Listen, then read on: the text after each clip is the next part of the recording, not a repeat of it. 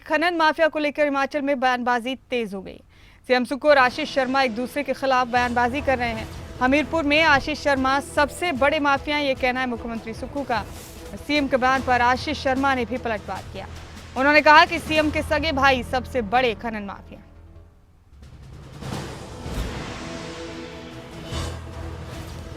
बयानबाजी तेज है हिमाचल प्रदेश में खनन माफिया को लेकर।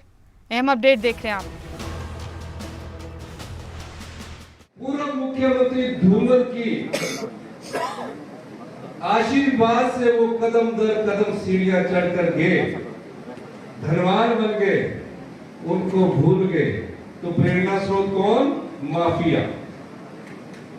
और इस क्षेत्र का सबसे बड़ा खनन माफिया अगर कोई है तो इस क्षेत्र का पूरा विधायक आशीष शर्मा है, जिसने आपकी संपदा को लूटा है। उन्होंने इतनी खड्डे खादी कर दी कि बड़ा पत्थर नजर ही नहीं आता। ये खनन क्या है? ये खनन क्या है? इसको भी समझाना बहुत जरूरी है। ये एक परमिशन ले ली जाती है और पूरी घट रातों रात खाली कर दी जाती है। करोड़ों रुपए की आय होती है। एक नहीं, 5-6 क्रशर पूरे हमीरपुर क्षेत्र में उनके नाम पर है। केवल और केवल कैप्टिव यूज की परमिशन के लिए। कैप्टिव यूज क्रशर में जो रोड कटिंग का मटेरियल होता है केवल वो यूज किया जाता है। और कैप्टिव यूज में इन्होंने अपने सगे भाई की लीज जो है वो कैप्टिव यूज क्रशर में उसको यूज करने के लिए परमिशन दी, बल्कि उसको परमिशन नहीं दी है, वो कर नहीं सकते हैं। उसके लिए सारी की सारी पॉलिसी चेंज कर दी गई। आज ब्यास नदी के ऊपर अगर नदौड़ में जाएंगे, हालात ख़राब हैं। पूरी की पूरी ब्यास नदी जो है इन्होंने पोकलैन और दिन रात खनन चला हुआ है, उसको पूछने वाला कोई नहीं है।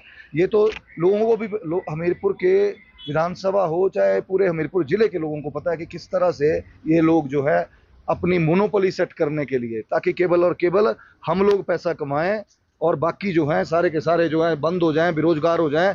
हमारे क्रशर हैं, कोई मना नहीं कर रहा हूँ मैंने कभी मना भी नहीं किया, विधानसभा में भी बोल रही है ये बात। लेकिन दुर्भाग्य की बात यह है कि ये इतनी संकीर्ण सोच के साथ ये व्यक्ति हैं कि जब जिस किसी के साथ कि रोजगार मिल रहा है, 500-600 लोग काम कर रहे हैं, वो भी उसी विधानसभा से हैं या उसी जिले से हैं, वो लोग भी वेले बैठाए हुए हैं 100-120 दिन से बिना किसी बात के क्रशर बंद कर दिए हैं, अपने धड़ल्ले से मटेरियल बेच रहे हैं।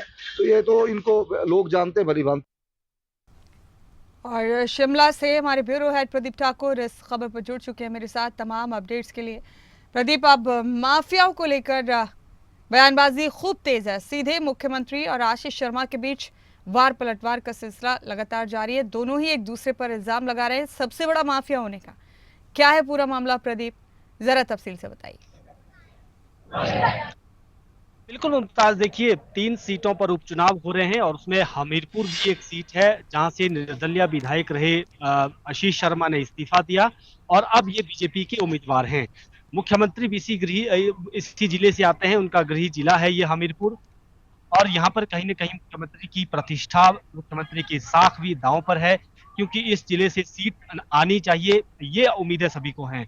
तो ऐसे में अब देखना ये होगा कि इस जिले में जिस तरह से अब सियासत नया रूप लेने लग गई है, व्यक्तिगत हमले शुरू हो गए हैं एक दूसरे के कारोबार को लेकर, सवाल जवाब यहाँ पर किए जा रहे हैं, बाल पलटवार यहाँ पर हो रहे हैं, वो आगे क्या नया रूप ले लेता है।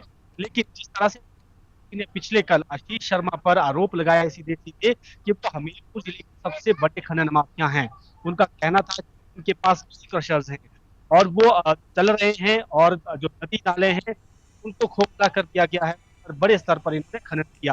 हालांकि आज आशीष शर्मा शिमला आए थे कि इनके खिलाफ एक केस भी बना है सरकार को अस्थिर करने का प्रयोग करने का, तो उसमें ये भी FIR इनके खिलाफ की गई है। तो ये लगातार से चल रही है। आज जब लोग ये पूछते थे तो उनसे ये सवाल भी पूछा गया कि आपके ऊपर मुख्यमंत्री ने ये बड़ा आरोप लगाया है, तो उनका जवाब ये था कि मंत्री के भाई भी जो है क्रशर चलाते हैं और जो क्रशर है उसको परमिशन दी गई है, जबकि वो केवल जो निर्माण कार्यों के लिए कोई सड़क बनानी है, कोई और रोड की तारें मैपिंग करनी है, उसके लिए वो जो है उनकी परमिशन है। लेकिन वो बाकी सामग्री भी वहां पर तैयार करके इसको बेच रहे हैं। तो इस तरह के आरोप यहाँ पर इनकी तरफ से लगाए गए और ये कहा गया कि मुख्यमंत्री के जो सगे भाई हैं वो बड़े खनन माफिया हैं और व्यास नदी में बड़े स्तर पर खनन हुआ है। और जिस तरह से अब खनन को लेकर और खासतौर पर क्रशर्स को लेकर ये हिमाचल प्रदेश में पहले ही पॉलिटिक्स का हिस्सा रहे हैं। कई पॉलिटिक्स इस तरह के हैं जिनके अपने क्रशर्स हैं और उन पर आरोप भी लगते आए हैं कि आप खनन कर रहे हैं, आप नदी नालों को छलनी कर रहे हैं, इस तरह के आरोप लगते आए हैं। लेकिन अब मुख्यमंत्री और जो निर्दलीय विधायक रहे हैं आशीष शर्मा, उनके बीच में जिस तरह से बार पलटवार शुरू हुआ है, तो कहीं ना कहीं हम कह सकते हैं कि जो हमीरपुर में उपचुनाव हो रहे हैं इसमें एक बड़ा मुद्दा ये रहेगा।